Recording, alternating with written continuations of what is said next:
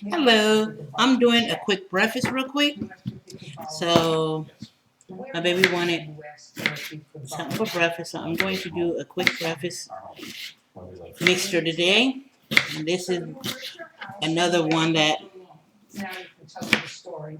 he likes. Matter of fact, he requested it. So this is some bell pepper. I'm cutting up some onions. And I'm going to put it in a skillet with some butter.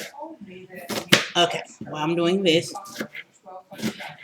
the kitchen. I wanted to tell you about why I'm so loving my kitchen. I'm going to put butter in the skillet.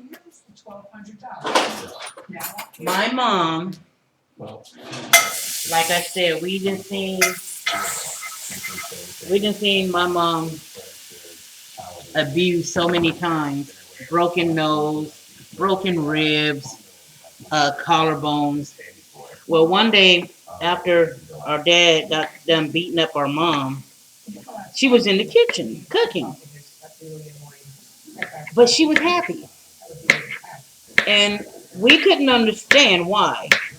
So we asked our mom one day, why are you so happy after what dad just did to you? Her nose was still bleeding at that time. So anyway, she told us that is her escape. When she gets in the kitchen, nothing matters. She, she loves cooking, and that's her escape from whenever something physically go wrong with her with dad. So when I started getting clean, we already like cooking. So when I started getting clean, I remember what mom said. So when I would get depressed, I start going into the kitchen, start cooking in the kitchen. And I seen, that was the first time I seen what my mom was talking about. I started doing, whenever I got depressed or whenever I wanted to use, I hit the kitchen. And I started getting in the kitchen, and that the craving of the drugs and alcohol wasn't there anymore. So my passion in the kitchen, it what used to be my scapegoat when I started getting clean. So after I met my baby and seeing that he like, oh, these are sausages. I'm cutting up some sausages. After seeing, after being getting with my baby, knowing he loves, my cooking, it made it even a bigger passion. So that's where the kitchen comes in. And there's so many times that, um, when dad would hurt mom, and we'll hear her in the kitchen, and that's where I think the music part come in too, because she would have her country music going, and we hear her in there singing, and sometimes it's right after he didn't beat her up real bad. Dad didn't believe in letting us go into the doctors, so uh, after she pulled herself together and was able to get up and walk, she would be in the kitchen. And that was just a mystery to us, because it's like we could never understand that. And now I understand it, because it can relieve a lot of pain that she had to go through. Okay, so this is the rice I made the other day when I did it with chorizo. I got my grill. This is how quick and easy this is. I'm going to add 2 eggs,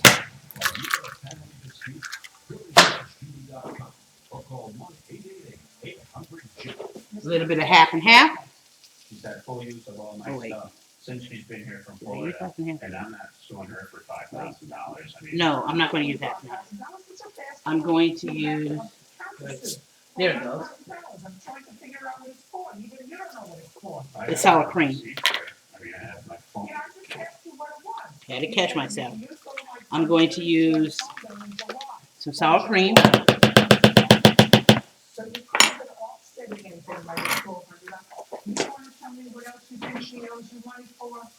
I'm going to take this. This is ready. I'm going to dump it into here. So he's got his sausages, eggs, rice. I'm going to mix that together.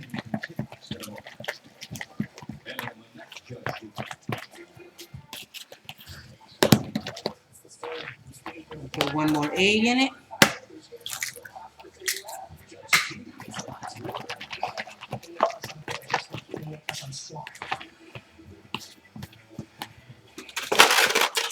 The reason why I didn't use the half and half because I'm using sour cream.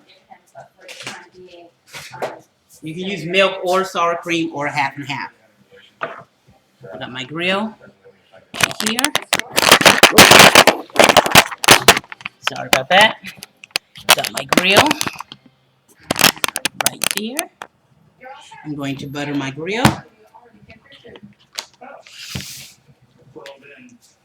Yeah, so that was the big thing for us. And just to show you what kind of stuff Mom that we had to see,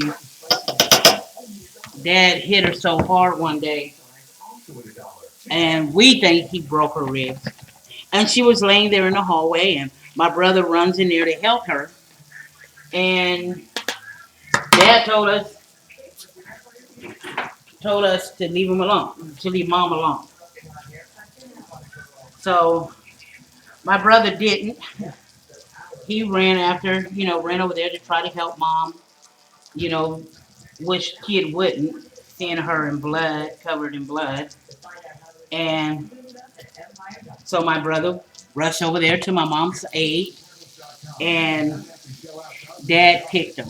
I mean, kicked him so hard in his stomach that he went against the wall. And he told us to go in our room. We went in our room. My brother went into the room too. But when we came out, Mom was in the kitchen singing to her country music. And we just couldn't understand it. So that's just something I wanted to share with you real quick. And like I said in the other video, it seems like all the stuff our dad did, he just got away with.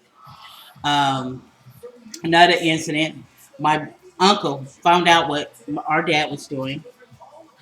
And he was so upset. So he decides, to do something about it. And he comes to the house, and this is a true story. He comes to the house, he pulls up, we can hear him in the car, slams on brake. He gets out the car and he's just yelling, cussing my dad out. So he gets to the door, he bams on the door. Dad opened the door, he walks in, and our dad shoots him. He killed my uncle right there in front of us. Shot my uncle right there in the head as soon as he walked in. And believe it or not, Dad didn't do no time. It was said that he told him that he was an intruder. He came knocking on the door, bamming on the door. He thought the kid was in danger, and he shot him. Uncle should have waited till the morning. But that's just the type of person our dad was. And I can't say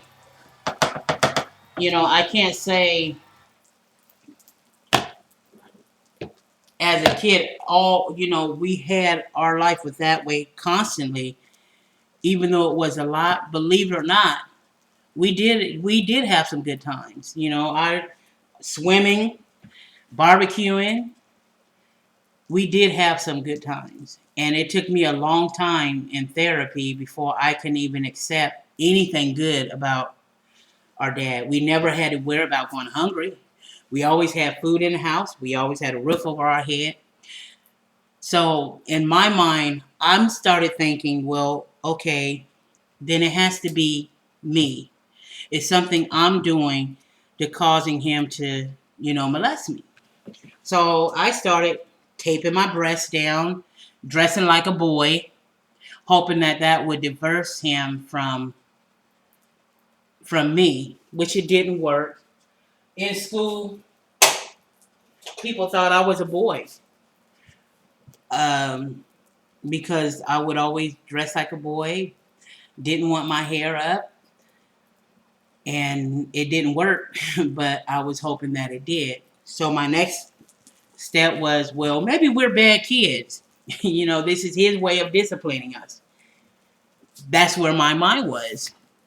And then we were bad kids. When we lived in Los Angeles, we wanted to move. Dad wouldn't let us move, so my brother had an idea. Well, let's burn the house down. We burn the house down, we have to move. so, so we thinking, yeah, let's do that. Dad would always lock us in the room when he leaves to go to the store wherever he goes. So he takes off to the store, and as kids, not really thinking, we decided to set the house on fire. So we light the curtains on fire, but we did it in our room.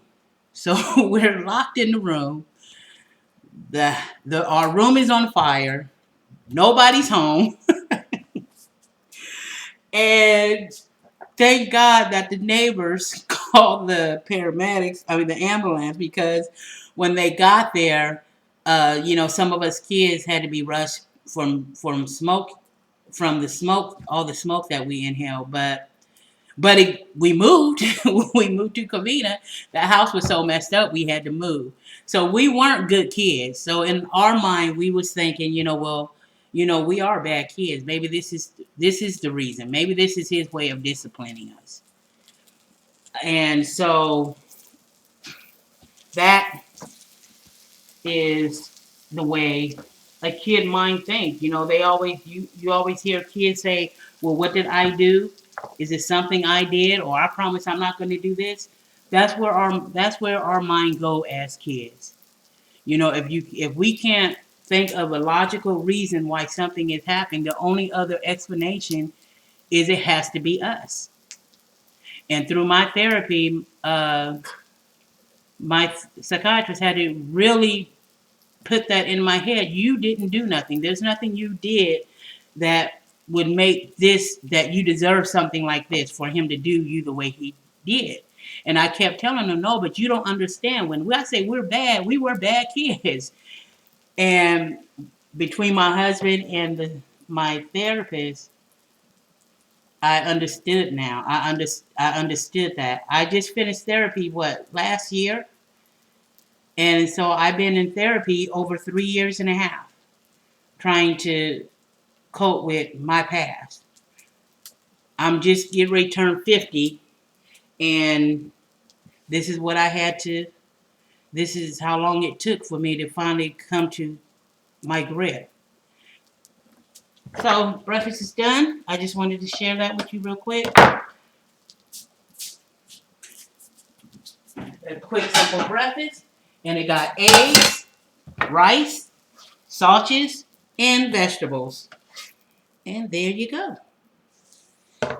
And I don't know what I'm doing for dinner yet. I'm thinking about doing another wrap, but with beef. And there you go.